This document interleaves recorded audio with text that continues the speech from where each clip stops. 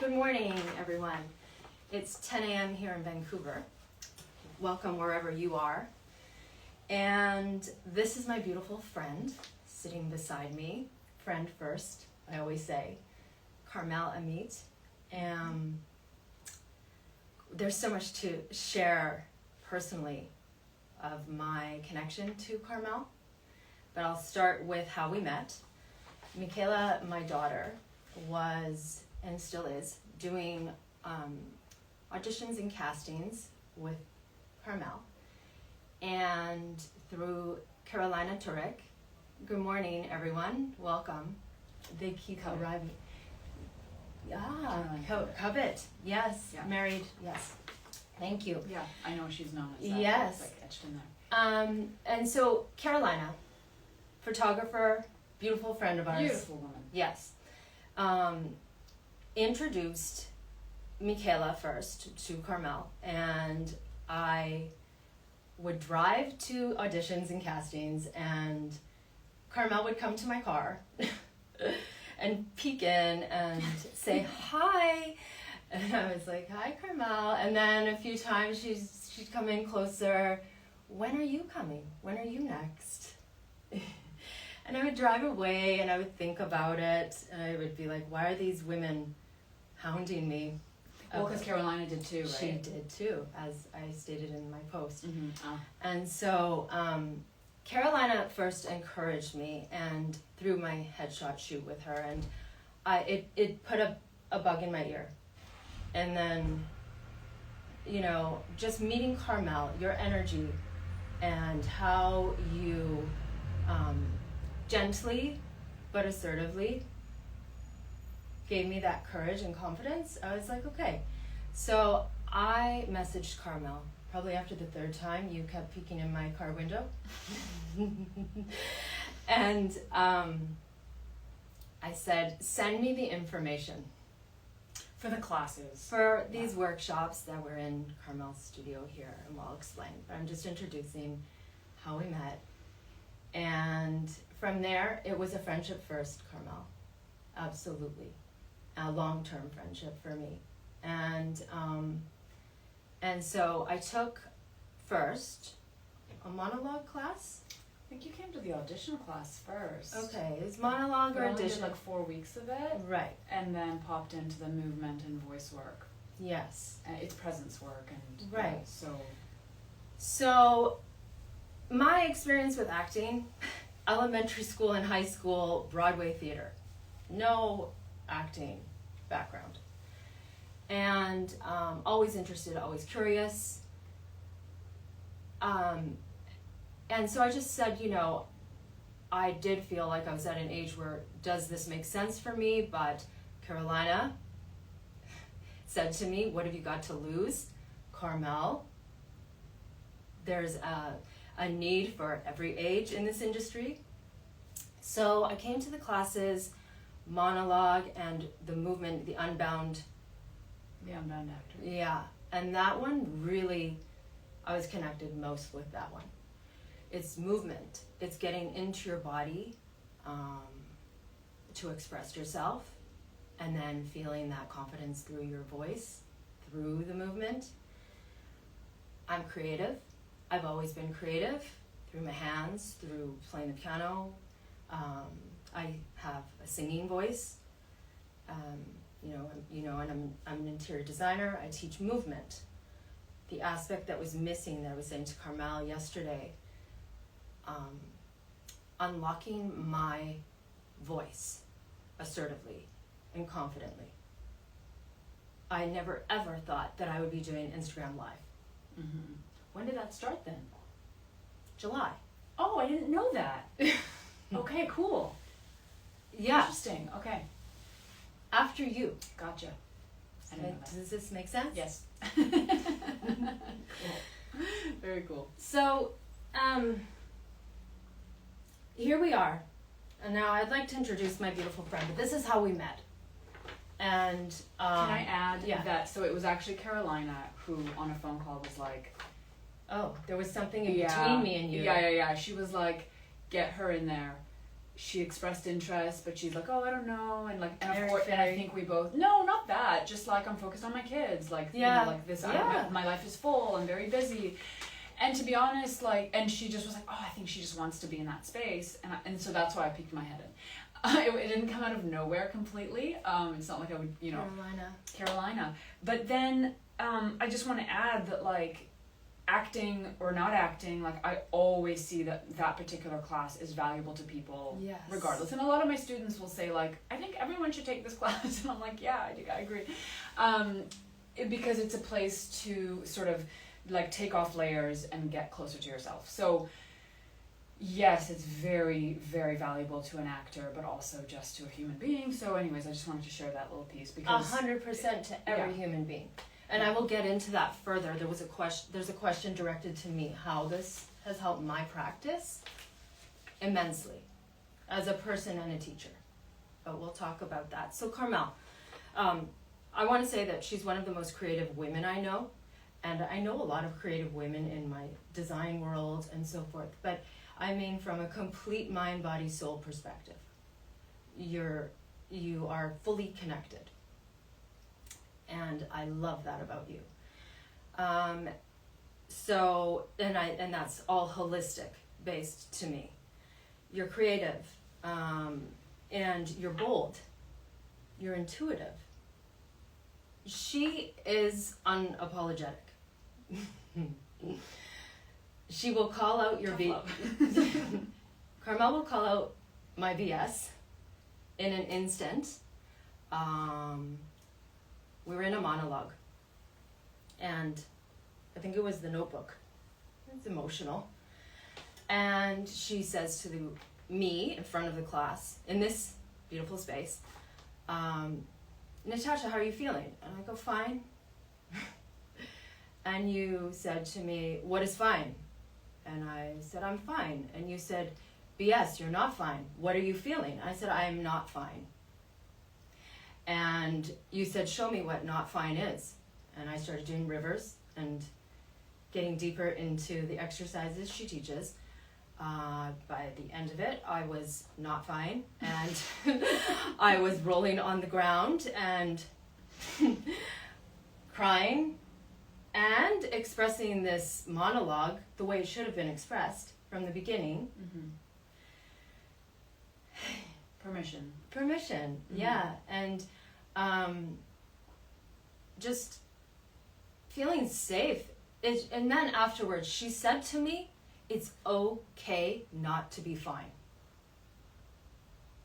And that's stuck with me for a long time. As a mom, we're, gotta keep it together. Yeah, we're always putting on the poise. So, you were born in Israel, you were raised in Canada and Australia. You studied at the American Academy of Dramatic Arts in New York City. And you're still a student, studying classical theater and embodied practices. You're a director's eye, and you say with an actor's heart. And it's a beautiful way of putting it. And you have worked with Ang Lee and shared the stage with Nicolas Cage. You have a background, Carmel, but it's your genuine, authentic self that is so, we're drawn into it. So everyone, that's a little encompassment. I'm introducing Carmel, Amit. Share a little bit about yourself. A little bit about me. Yeah, so I was born in Israel. Which is just a dear thing to my heart.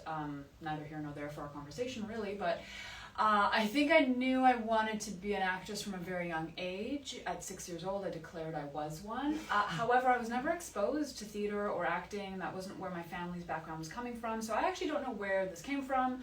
It wasn't until I went to theater school and I got in like the yummy kind of exploration, learning about yourself stuff, and I went, this is why I love it so much. So it's almost less about the performing and being in front of people, but like the excavation of character and self. Yes. That was very juicy for me. Teaching came out of necessity because I was in a situation where, anyways, I can tell that story later because it actually relates to one of the questions. But yeah, kind of came out of necessity, And then I discovered that I loved it and thrived in that environment. And yeah, like time stops when I'm in a classroom, right? So you know that that's a good place to be. Stops for all of us when we're in your Yeah. we are in your classroom. Oh, thank you. Yeah. And I'm also a mother of 2. I have a 14-year-old and a 21-month-old, which is a kind of a cool thing to have. Just such a unique age gap. And yeah, happily married. And what else about me? The guitars. Oh, the guitars. Why are they behind us? Well, because we're in our studio. In the garage. It's a small studio. We call our studio Garage Tapes because it's in the garage. But guitars are actually something new in my life. I've always wanted to play guitar and just didn't for some reason. And then in the last 2-3 years, kind of really throughout my last pregnancy, that I picked it up, and I gotta say, I got pretty good pretty fast. She's good. She plays little live gigs. Well, not, working on it. We're working on it. But the point is, it's just really nice to be at an advanced age and still pick up these new skills, and like, just because it feels good. Anyway, so what else about me? So yeah, actress, business owner, director in the making. I'm not quite like working professionally in that arena, but I've done like personal projects and still working on those. Yeah, beautiful. That's what I'll say. And the other aspect that Carmel and I get along so well, as she just finished explaining, she just picked up guitar, and we're in our 40s. Yeah. I mean, and it required some work and some like discipline work. Exactly. Yeah. But there's no age gap on it. No. So let's get at our questions. There's many questions. There's many Instagram questions. So let's begin. Let's do it. Let's start with this one, Carmel. What advice would you give your younger actor self? Okay, I love this question. I think the answer might surprise you because it kind of takes us in a different direction. But the advice I would give myself as a young actor is get financially literate. Ooh. So putting aside the creativity and the art and all of that, I was fortunate enough to grow up in a family that supported anything you want to do, you follow that dream, right? Which is really cool, especially, it's a classic thing where actors are like, my parents didn't want me, they wanted me to be a lawyer or whatever, right? So they supported whatever I wanted to do, but there was never a conversation about financial literacy and security and investment. And that's so I don't know where I picked this up, but and this isn't maybe everybody, but I picked up like this idea that an artist and money don't really go together. Yeah. Or like, yeah, like relate. Yeah. And so I didn't care. I was like, oh, it's not about the money, whatever. And of course it's not. However, that's fine when you're young. But then as you get older, you need stability. You need freedom. You need to be able to pursue your work and even invest in your own work, right? Mm-hmm. Like, and I'm still at the infancy of my education around this, but it took being, I don't know like how long these answers should be. This is great. But it took me becoming pregnant by unplanned, not in a stable relationship. And I don't want to get into that. That's fine. It's a dark story, and we can, like a lot of healing around there. But anyway, so I'm in a situation all of a sudden in my kind of late 20s, which isn't that young, but but I was, and I'm like, oh my gosh, I have nothing. Mm-hmm. So, and I still want to pursue my acting, and my career was just kind of starting to pick up, and I've got this baby, and so fast forward, I'm in a situation where I have to exit and I know this isn't about no, this actually is about, but you have balanced life, work. It's women and wellness. Women and wellness, and all of my guests you're included now, have spoken about being financially stable. Right. So I didn't know anything about that, and I was kind of like, I was pretty broke. Like I didn't feel poor, because I didn't like grow up with money or anything like that, but I had no safety net whatsoever, and I was not with a person who was able to take care of me in that way either. So anyways, that relationship fell apart, and I vowed never like to always be climbing slowly out of that situation. I think this is that's a beautiful answer, and unexpected, like you said. Yeah. And I know a lot of young creatives who are on my platform, and not just in acting, but creative world. Yeah. Solid advice. Yeah. And where do you pick that up? Like, I'm just like, I mean, books and podcasts and this and experience. You have to kind of just like get in there and like get messy and like, you know, but I'm talking about investing, I'm talking about real estate, I'm talking about like gold and silver and like all of the things. Yeah. Like, you know, really understanding that, so that when you plan, when you have, you know how to manage money. Yeah. And then, right, because as an artist you can, as an actress specifically, you can make lots of money, you can make very little money, it's all over the place. So yeah, stable. Wow. Beautiful. Okay. And what does acting mean to you?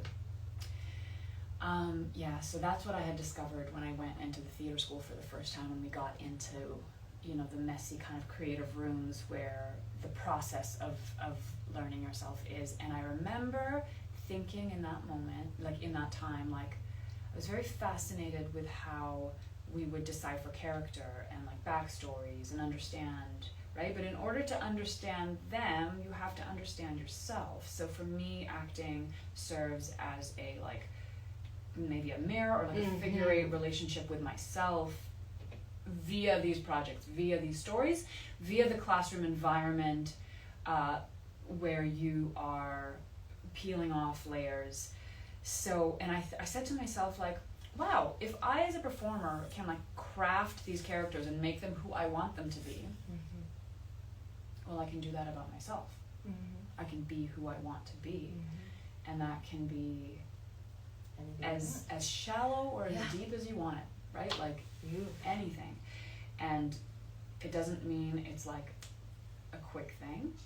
It's like, you know, a whole life process of becoming like a better version of yourself or the best version of yourself, but that's what acting has offered me. So sure, I love performing and all of that stuff, but like I like the exploration rooms, like the rehearsal rooms, the classrooms. Yeah, that's where I think, and when I'm offering that back to students, I feel there's a lot of value. Like I feel like I have a lot of value, more so than say if I'm like filming a movie. And you cover all the aspects, and as a student of yours, we feel that. Yeah, you're more than just teacher. Your other angles that you're aware of. Yeah, you research a lot. We feel that as students. The research that you do is projected to us. I love that. Yeah.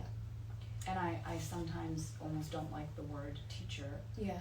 Because I prefer the word facilitator, because like I'm creating an environment and I'm offering games and tools, but at the end of the day, like you're the one teaching, you're the one learning, you're the one guiding where you want to go through your own intuition, and I'm just kind of like maybe moving with the So, and as a student of yours as well, Carmel, I teach the same teacher, and I loved that about Carmel. In classes, you know, you would expect to go to a class and just learn, student teacher.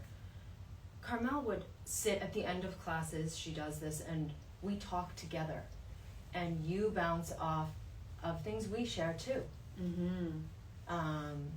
You know, it's a give and take circle happening. It's a beautiful feeling, which I also didn't expect in an acting class.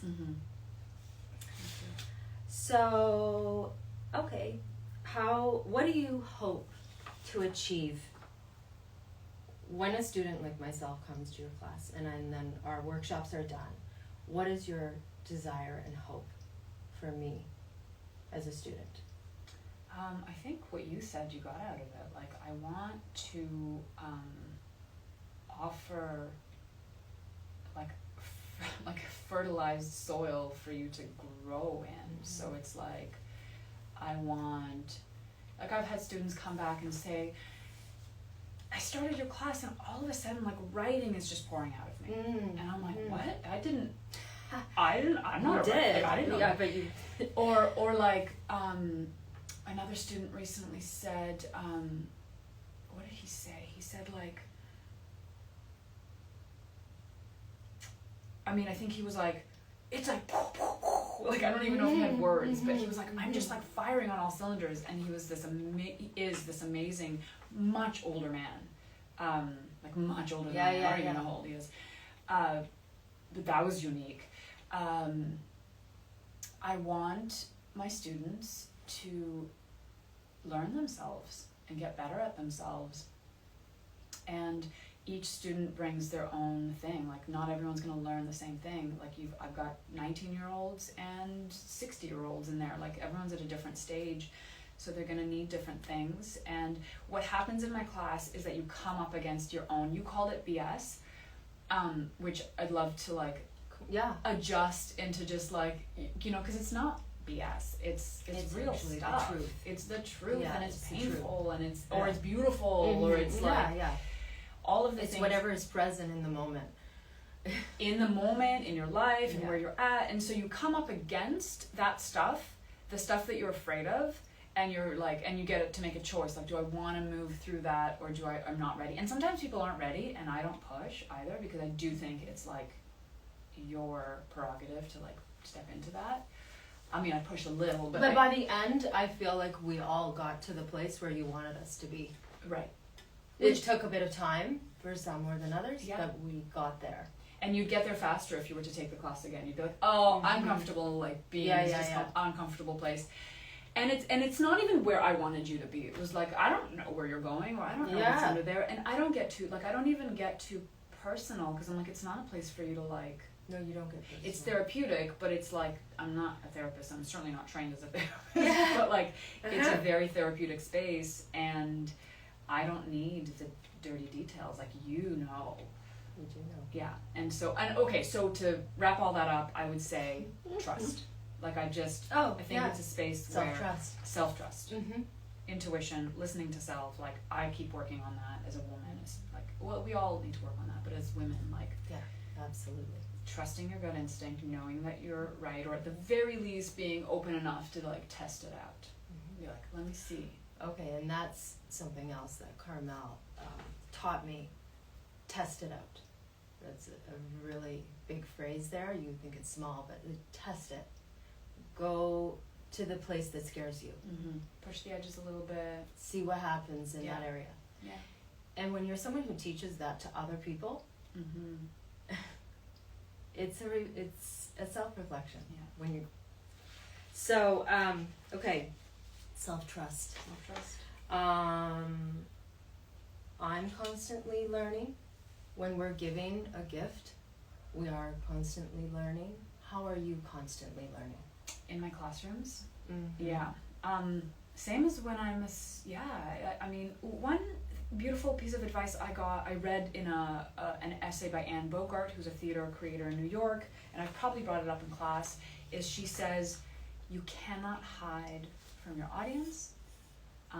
You cannot hide as a director, and then I kind of expanded it to like, you cannot hide as a teacher.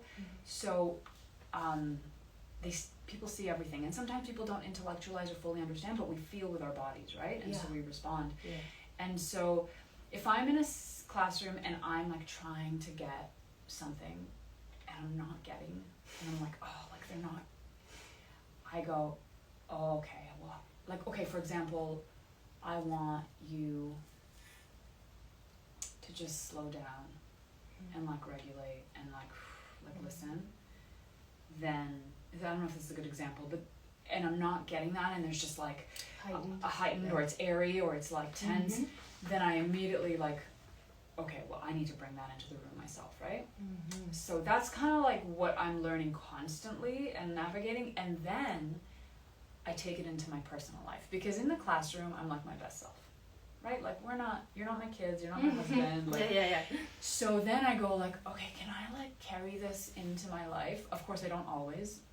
And like there's work to be done there.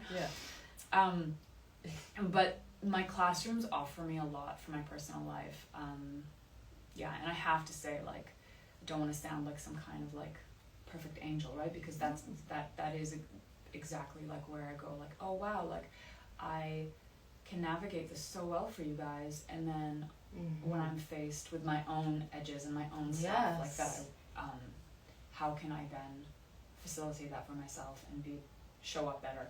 So it's kind of a vague answer, and without getting into like specific details, but like my classrooms offer me growth, as a mom, as a partner, as I can relate to that very, very much. Yeah, sure. And through your students, growing and learning. Okay, how does wellness, incorporating back into wellness and women in wellness, how does wellness come into acting? So I think that I have a two-part answer for that. One of it is that acting or like a creative life can be quite chaotic. Could be quite chaotic because there's no set schedule. You don't have a 9 to 5. There's no everything's very elastic and moving. For me, my wellness is having routine, having grounding. So whether that is like my morning yoga practice or having like a half hour in the morning to myself, whatever it is, for everyone's different, right? Like they need different things.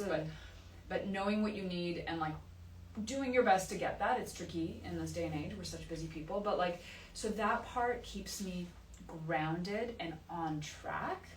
And I've been doing it for so long that it's like second nature, but it was something that I learned early on, like almost in theater school. And I don't remember if somebody mentioned it, but I started like to have, I was after theater school where all of a sudden I was kind of like thrown out into like the streets of New York, and I was like an actor now, and I was like, well, what do I do with my day?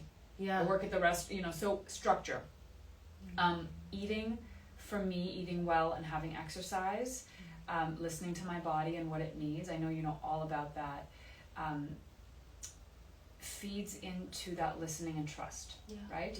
I'm not gonna, if I put things in my body that aren't good for it, there's a shutdown. Absolutely. There's a numbing. Yes. And I don't want to be numb, right? No. I don't want to overeat. I don't want to over anything. No. So that's great. Yeah, so keeping, and for me, it's like I feel wellness like in my organs. I feel things and I sense things and I go like, oh, I need something. I'm not okay. And this is where I got the mind-body soul connection from you. Yeah. It's intuition with you as well. Yeah, and I listen to it as opposed to like, we'll just plow through and like deal. No, like you address it. Address it immediately. Yes. And ask. Yes. And I'll also in the muscles, right? Like intention and then, so when I take care of myself, the life isn't chaotic, and then I'm a better parent, and then in terms of my acting. For me, it relates because as a performer, I find character through that physical stuff. I don't go in here too much, so it's very intuitive. So again, if I clog it all up and I keep it tense, and it's like, then I have no movement. And I talk about that in class. Yes. Like things flowing. If you shut things down, the energy is stuck, there's no movement, and then we're like... stiff. And also like angry or it's coming out in it'll leak out sideways and do weird things. So movement, energy, things flowing, and treating my body really well. Here's a question. So if you're on, this is not here, but it relates to wellness as well. If you are about to go on set and you have all your lines memorized, do you meditate? Do you recenter yourself before you get on? Absolutely. Breath work? Just knowing it'll be different every time, and depending on the role and what it requires of me, right? Like some things don't require as much. Some things require a lot. And so knowing, set can also be a very chaotic place, and you're chatting with people and like you're, and then so knowing like, hey, maybe to a colleague, a co-star, like, hey, can I just have a moment? I need to, and they'll, breath work on set is integrated into the work. I don't anymore need to do it separately, right? But I think as a young actor, you might. It's kind of like muscle memory. Yeah, yeah. Just a reset. Knowing, yeah, like, so it's very easy for me to access that now, but I think as a young actor I might have needed to do some like spine rolls or do some, you know. Some exercises. Some stuff. To become habit, to become ritual. Yeah. Okay, beautiful.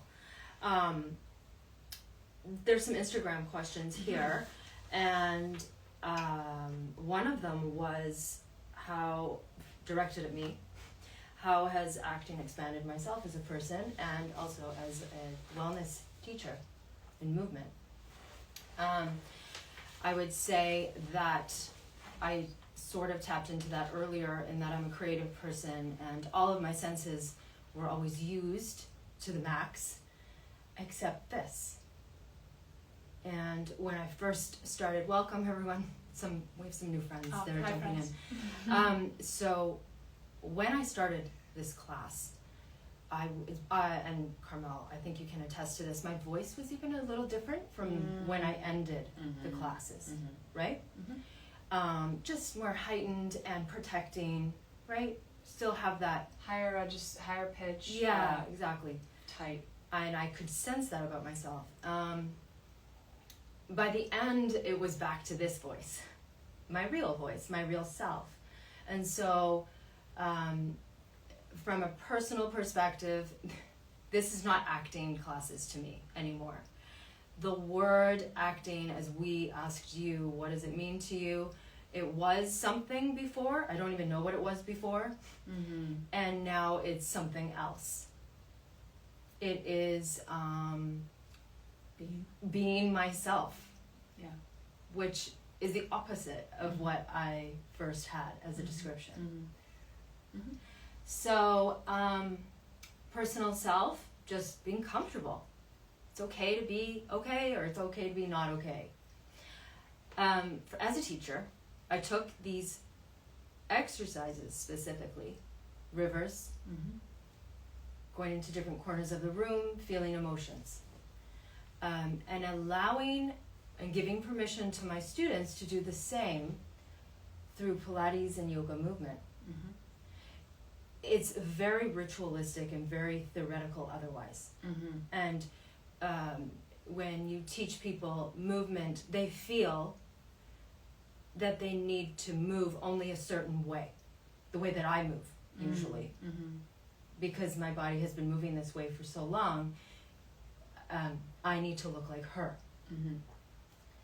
Whereas just the language and the exercises in these classes, I thought I already was doing that, and I was doing that to a degree, but giving students and people permission just to move freely.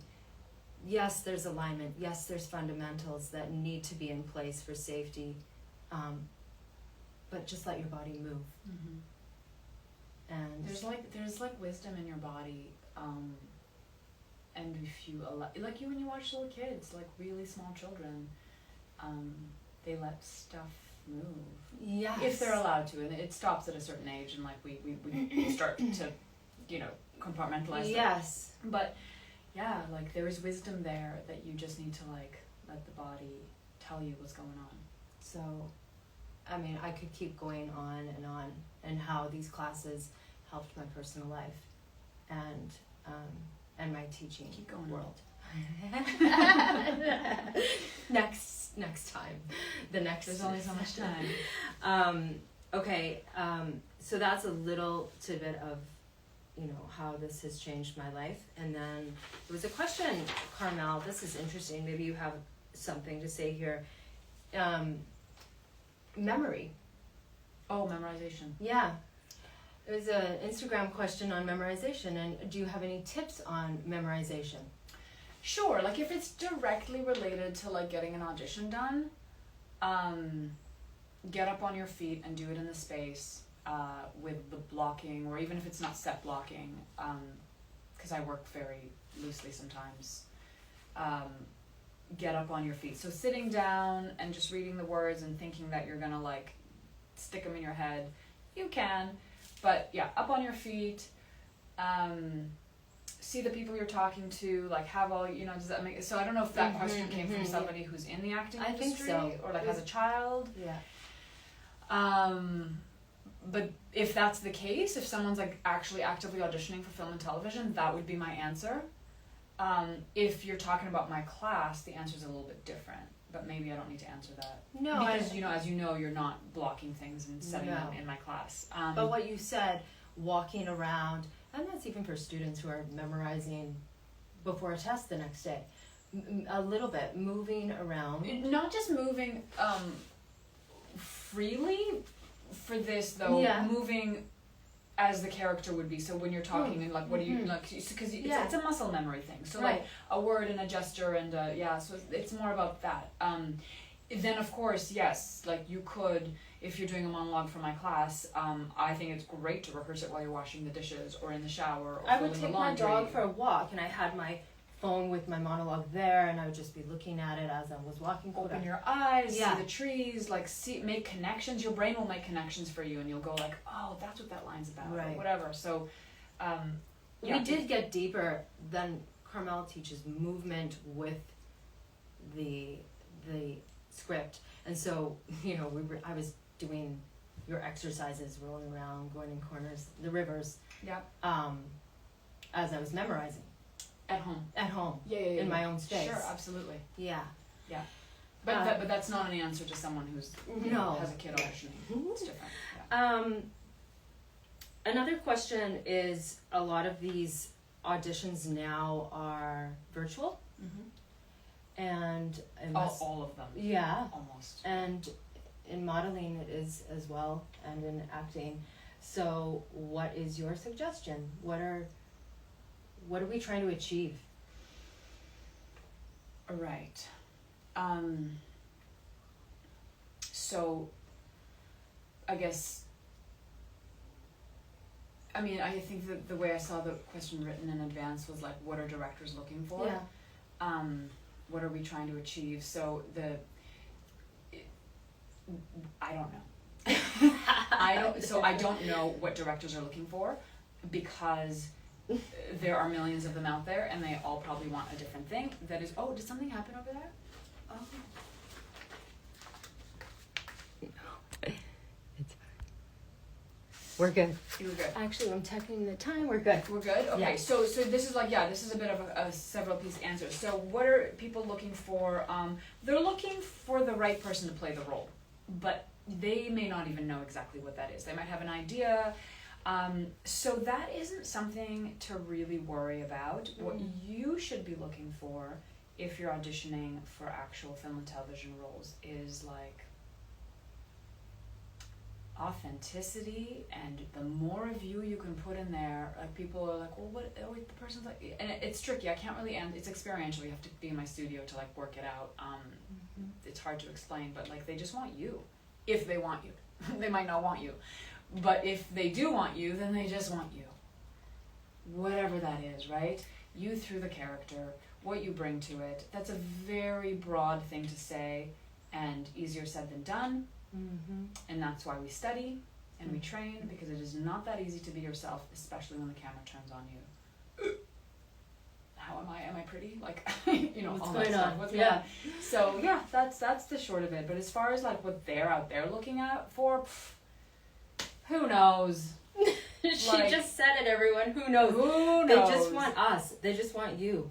And I'm telling you, like, I haven't had much experience sitting on the casting side, but I have friends who have, like, as assistants or readers and assistants to casting directors, and they're like, oh, it is a beep show out there, like, you don't know, and it's like the best actor is not the one who's gonna necessarily get it, or no, gosh, no, it's like, and some of it is not arbitrary, but like personal, because someone sees something and they're like, I like that, and somebody doesn't like it, like that, it's personal, but also, oh gosh, it's so out of our control, that part, so you really just have to show up as yourself, and beautiful, and I also want to say, being in a class setting, learning this, has taught me as well from these beautiful people who I've gotten to know, the different age groups and the different experiences. I remember one student in particular, I said to him, I won't say names, No. but I said to him, you know, you are seasoned. He was in some Netflix series and stuff. Mhm. I was like, what am I doing here? And he said, Natasha, you don't realize we all feel the same. Mm. I'm learning from you, he told me, and you're learning from me. Mm-hmm. So we're all at a growth point, Mm-hmm. no matter what. No matter what. And I love having different age ranges and experience levels in the room, because you never know. I've had people come into my classroom who like aren't actors at all, or like painters, or and sometimes I'm like, you're more you than anybody else in here, right? Like, yes. because maybe because they're not trying to be an actor, and so like there's like a freedom very in that. true in that too. And watching that is like, oh, that's what that looks like. Mm-hmm. That's what really, you know. So anyway, beautiful. Carmel, we've reached our Instagram live time limit, but we could keep going on. We could keep going for days. Thank you. Thank you. That was and thank you guys. Yes, that was lovely. It was beautiful. So I can include Carmel's garage tape information on my post when I upload it. And next week I am interviewing my mentor and teacher, Marta Hernandez. Very cool. I think she was on, and she's such a beautiful, genuine, soft-spoken woman. Cool. And this is a little bit of a go out of your comfort zone. Yeah. For Marta. But she deserves to be shared. Mm-hmm. So our teachers are the backs we stand on. Exactly. Have a beautiful day, everyone. To Marta. And these beautiful mugs. Carmel's mother made these mugs. Yes. Chin chin. Chin chin. Bye. Thank you, everyone. Thank you.